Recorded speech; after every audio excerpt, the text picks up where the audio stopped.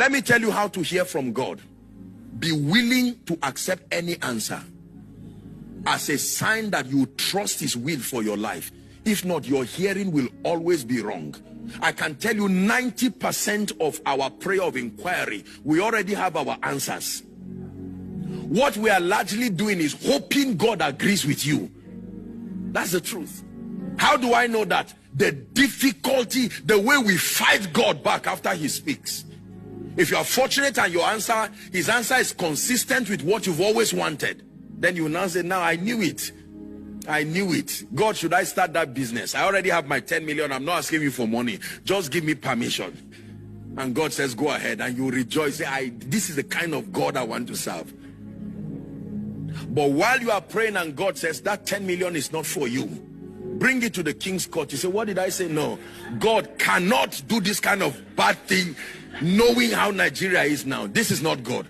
This is a familiar spirit, and I curse that spirit. God, if it's you, verify, and your first dream becomes somebody that God uses, maybe it's even me, I will say, obey God as he has said. You get up and say, I hate all these people. No, I don't.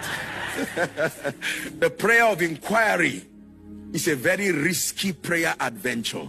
You must love God and trust him to delve into this one, because it will disrupt many of your plans. But one assurance I leave with you is the kind of glory that will come out of your life when God directs you. When he led them, Moses said, do not let us depart from here. Let me tell you this. Sometimes, using our frame of mind and our frame of thinking, our plans can be so beautiful based on how we've seen it. But how many of you know that his thoughts are higher than your thoughts? Help me. That his ways higher than your ways. God's thoughts will always be infinitely better and greater than what you ever imagined. But you see, one thing with God is that he does not strive with the spirit of man for long. There are people today who have lost in business because God told them. They pretended they did not hear him.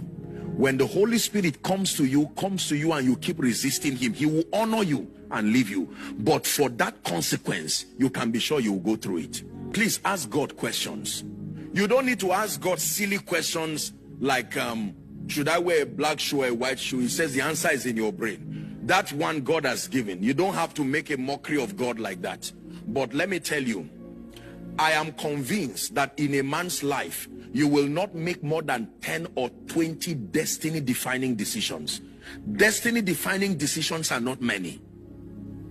It is at such times when seasons are about to change, when certain decisions involve God. For instance, where do I relocate for the next 20 years with my children? That's not something to make over coffee. Destinies will suffer from it. Am I wasting your time? Yes. Who do I marry? How many children do I have?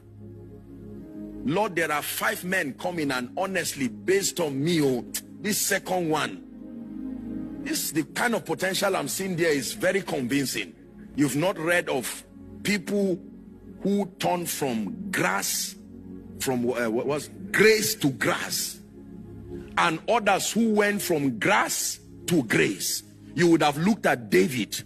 If you saw David in the wilderness and you took David to your home, maybe they would drive David away, but that was a king you were driving away. Honestly, let me tell you, to be carnally minded truly is death, but to be spiritually minded is life and peace. It is only God who knows the future of men's destinies, and there are times you need to lock up yourself. You have an opportunity for a great job, an oil company, and then God is calling you into ministry. Don't assume. You can assume you are called into ministry and reject the oil company and find out you were not called into the fivefold ministry. You think I will say it the other way around? There are times where you are not called. The oil company was what you would have taken, and you reject it, just assuming that because you will suffer as if God did not call you. And at a point you say, what is wrong? And God will say, I call you generally, but not to this assignment. For some of you, after this conference, go for a retreat.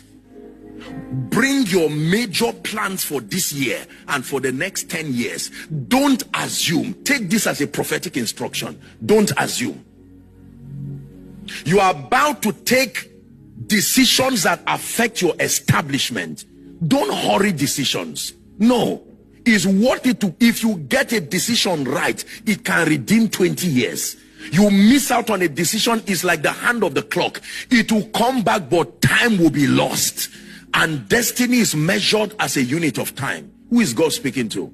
Go for a retreat. Lord, I'm not going to make this major financial decision, major marital decision, major ministerial decision. I cry unto you, the God of all grace. Speak to me. What is the next season of my life?